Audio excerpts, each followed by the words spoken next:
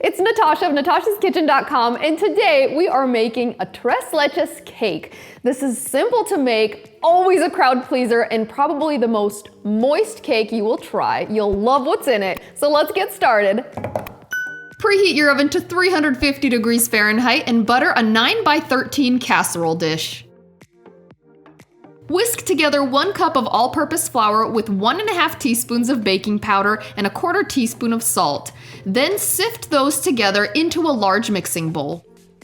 This recipe comes together in 3 large mixing bowls. In the first one, you have your sifted flour. Now separate your 5 large eggs into the other 2 bowls. We're gonna put the egg yolks in one bowl and the egg whites in the other. You can use cold or room temperature eggs, but cold eggs are a little easier to separate. Next, beat the egg yolks together with 3/4 cup of granulated sugar on high speed until the yolks are a pale yellow. Beat for about 2 minutes on high speed, and when it's done, you'll see that it forms a thick ribbon when you pull up on the batter. And using an electric hand mixer makes this cake so quick and easy. This is our favorite hand mixer, and I will link to it in the description. Add 1/3 cup of whole milk and a teaspoon of vanilla extract and gently fold that in with a spatula. Mix just until it's well blended and set it aside. Now with clean and dry egg beaters, beat together the egg whites on high speed until soft peaks form, or for about a minute. With the mixer on, pour in the remaining 1/4 cup of sugar and continue beating on high speed until the egg whites are stiff but not dry. It takes just a minute to get to the right consistency. Do not overbeat or it will be hard to blend into the batter. Now it's time to put everything together.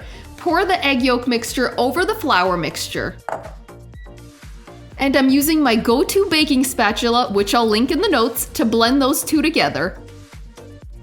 Scrape the sides and bottom of the bowl to make sure you get any pockets of flour and continue mixing until no streaks of flour remain. Now transfer all of your egg white mixture into the batter and gently fold those together. Fold just until it's uniformly blended, then stop mixing. You don't want to overmix this batter because it relies on the volume of the eggs to rise. When you're done, you'll have a thick and fluffy cake batter. Pour all of the batter into your buttered casserole dish and lightly smooth out the top. In all my testing, I have found that this cake rises best in a casserole dish that's either ceramic or glass, and you can serve it right out of your pretty baking dish. Now place that on the center rack of a preheated oven and bake at 350 degrees Fahrenheit for about 30 minutes or until a toothpick comes out clean. When it's done, remove the cake from the oven and let it cool almost to room temperature. If you place the cake on a wire rack or a trivet, it will cool faster, but make sure you keep it away from outdoor draft. When the cake is almost at room temperature, we can make the syrup. In a very large measuring cup or a bowl with a pouring lip, combine 1/3 cup of whipping cream, 9 ounces or 2/3 of a 14-ounce can of sweetened condensed milk, and 12 ounces of evaporated milk. Stir those together until combined. The cake is just about at room temperature. We're gonna poke all over the top of the cake with a fork. This will ensure that the syrup penetrates deep throughout the cake and evenly moistens every bite. Slowly drizzle all of the milk mixture evenly over the cake. It'll seem like a lot of syrup, but it absorbs into the cake and the results are amazing. Let the cake sit and rest for about 30 minutes to absorb all of that syrup. Now it's time to make the easy 2-ingredient frosting and decorate the cake. Pour 2 cups of very cold, heavy whipping cream into a large, cold mixing bowl. Add 2 tablespoons of sugar, then beat on high speed for about 2 minutes or until the frosting is whipped, thick, and spreadable. Spread all of that cream evenly over the top of your cake. I love that this makes a thick layer of frosting, which makes this cake that much more impressive. And don't worry because this frosting is lightly sweet and it really complements the rich cake base.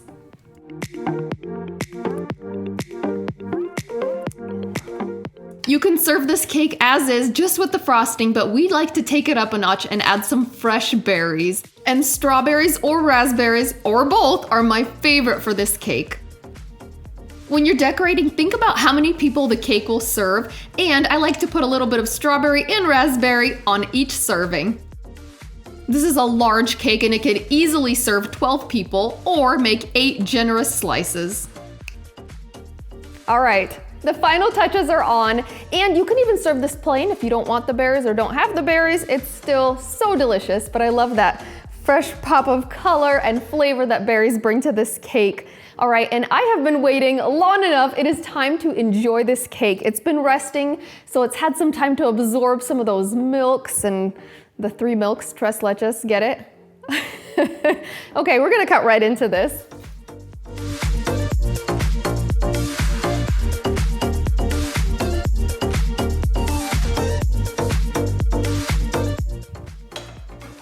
Okay.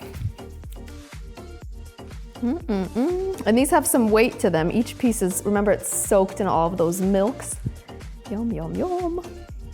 Yum, wow, so moist. Look at that.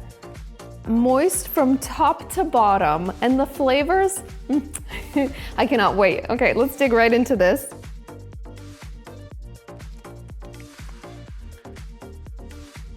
Oh, it is so soft. Okay.